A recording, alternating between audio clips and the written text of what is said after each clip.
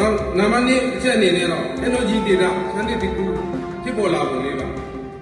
ကျွန်တော်တို့ကစာပေယဉ်ကျေးမှုကနေတစ်ဆင့်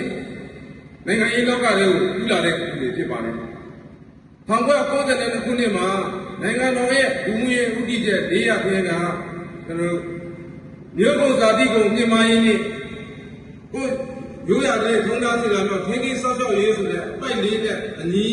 ကျွန်တော်တို့တွေကတိုင်းတိုင်းစာပေနဲ့ကျေမှုကော်မတီကိုဖွဲ့စည်းခဲ့ကြပါတယ်အဲ့ဒီမှာကျွန်တော်တို့ပေါဝင်လှုပ်ရှားခဲ့ရတယ်အင်တာမခက်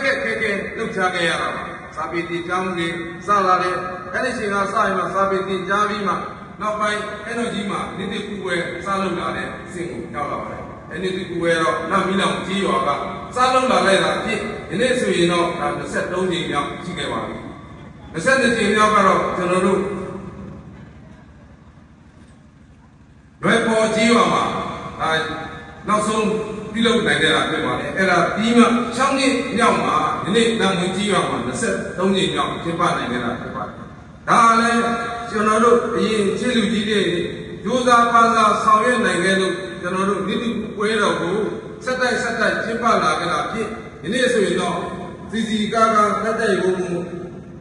ပို့ပြီးမှဖြစ်လာတာကိုသိရှိရတာဖြစ်ပါတယ်ဒါလည်းenergy data ရဲ့ကိုလူမျိုးစုကိုရှင်းမြနိုးတဲ့စိတ်တွေနဲ့ဆောင်ရွက်နိုင်ခဲ့တဲ့အတွက်ကြောင့်မို့ဒီခုလိုပွဲတော်ကြီးတွေကစားစီကားပြီးမှအဲ့ဒီပွဲတော်ကြီးကနေတစ်ဆင့်ကျွန်တော်တို့တွေရဲ့မျိုးချစ်စိတ်တွေကိုပုံမူပြီးမှခိုင်မာစုစည်းလာတာကိုသိရှိရတဲ့ကျွန်တော်အနေနဲ့ဂုဏ်ယူဝမ်းမြောက်ကြောင်းပြောကြားလိုပါတယ်